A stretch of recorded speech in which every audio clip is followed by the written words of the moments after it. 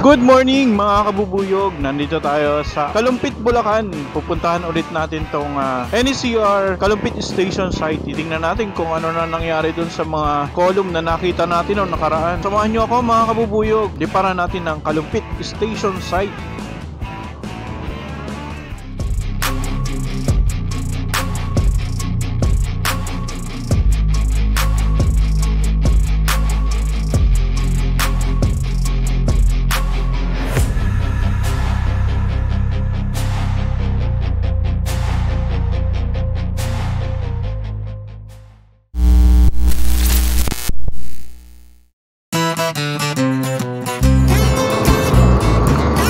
Yan mga kabubuyog, natatanaw ko na yung crane doon sa may puno ng tulay. Yan yung may nakita tayo na may nagwe-welding sa ibaba. Yan kasi yung magiging isa sa mga magkakaroon ng pundasyon doon sa gagawing cantilever bridge.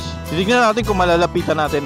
Kasi may bako doon pero may kalsada. Papasukin natin, titingnan natin kung may matatanaw tayo sa loob. Kaliwa tayo dito. Yan mga kabubuyog, kaliwa tayo dito. And sana bukas yung bako para masisilip natin. Oh, yan pala ang ginagawa dito. Yan ang lawak Tapos makikita nandun yung crane ng Sumitomo and gumagawa sila ng round pipe na malalaki. So baka kita tayo ng gwardiya. Yan ang makikita dito sa baba and hindi natin sure kung inuumpisahan na nga bang ibaon. Pero may nakatusok na doon. Dito tayo.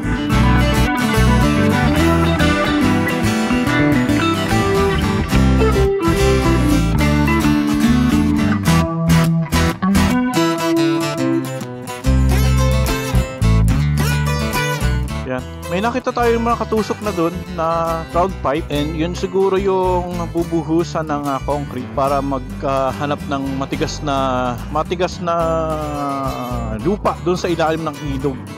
Feeling engineer. Alam yung ganun. Anyways, ayan, nandito na tayo sa may tulay and yun yung crane na sinasabi ko sa inyo. Mamaya titingnan natin yung ibinaon doon sa ibaba. Then doon sa kabila, titingnan natin kung ano bang makikita. Kung ano bang activity na nila doon. Ay yun, yung isang column doon wala nang bubong. Nung nakaraan kasi, merong mga tao doon sa ibabaw ng column. May bubong siya, may lona na green. Marami sila doon sa taas. Ngayon, wala na. Ayan dalawa na lang. Tapos merong telescopic na crane. May naakit pa yata doon. Yan makikita dito sa along MacArthur Highway. Pero tatanawin natin, titingnan natin kung ano makikita ni Bubuyog. So, Bubuyog, lipad na!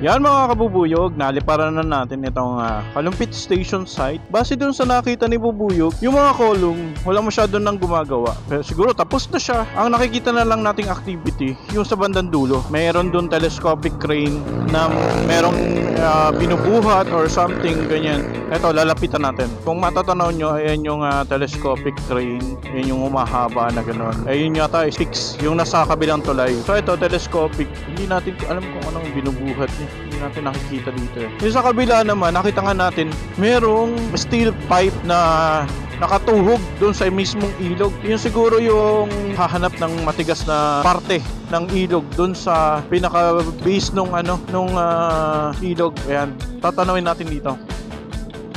Ayan. Yun o. So, doon siguro, magkakaroon pa ulit ng isa pang column. Then dito magkakaroon din. Tapos, saka palang magpagdudugtongin yung cantilever beams. Hindi ko sure kung yan ba bubuhusan ng concrete o lalagyan pa ng mga rebars, ganyan, mga bakal sa loob bago buhusan. Kakaiba kasi ang alam kong tinutusok binabaon dyan, concrete na. So, yan, ano pa lang, bakal pa lang. Yan ang makikita. Kanina napuntahan na natin doon mismo sa may gate ng guard, kaya lang masama tingin sa akin ng guard. Ayan o, diba? Parang ano siya, poste. Pero ilan kayang ganyan ang ibabaon dyan? Yun ang katanungan.